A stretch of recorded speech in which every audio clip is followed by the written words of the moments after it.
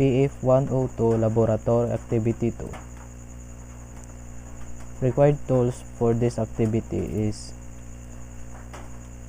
SAMP server and Visual Studio software. Output of the application project.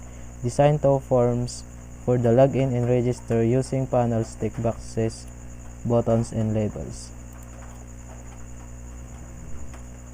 This is the login form.bb. This is the panel and this is the label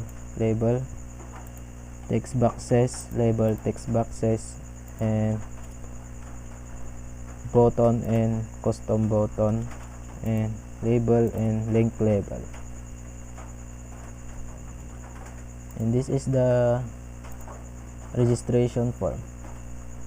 Panel, label, text boxes, label, text boxes, label, text boxes, and button and button.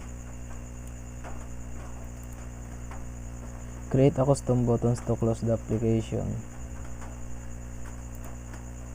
This is the close application, and let's try if kung gumagana. Ayan, gumagana.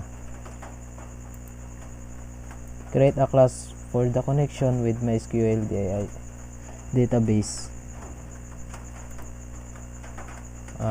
This is the connection of database.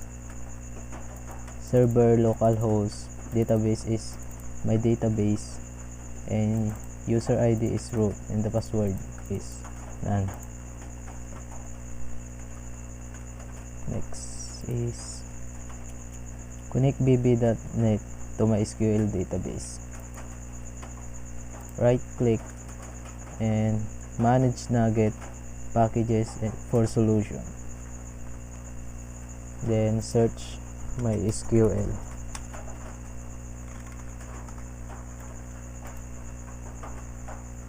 Ito po yung MySQL. Na-install ko na siya. Install this, check this, and install. Allow the users to create their accounts on register form. Rarun natin yung register. Try natin mag-register.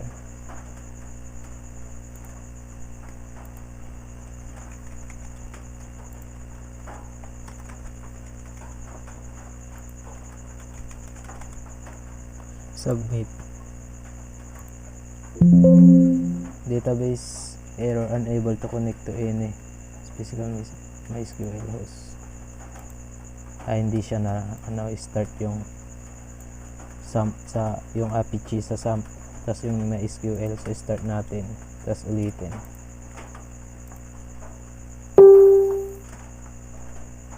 Sa register.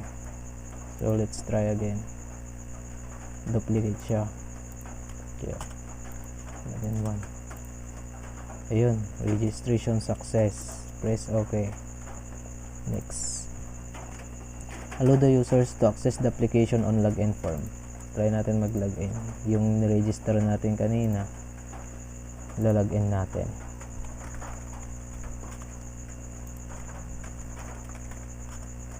And login. And login successful. So let's close. And next. Check if the user leaves some fields empty. Try natin kung magno-notate siya ng fields is empty. Dito maglagay natin. Tapos dito, hindi. Try natin. Ayan. Please fill in all fields. Check if the username already in if exists. Ayan, gaya ng kanina, yung nagpakita kanina sa registration. Ito. Goting and goting. Hindi dapat siya duplicate. Ayan, database error, duplicate entry, goting for key username. Next. Check if the user enter a wrong password field. Ayan. Try natin kung mag-wrong yung password kapag mali.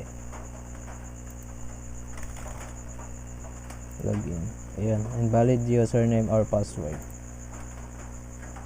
Okay na. Yun lang po. Thank you.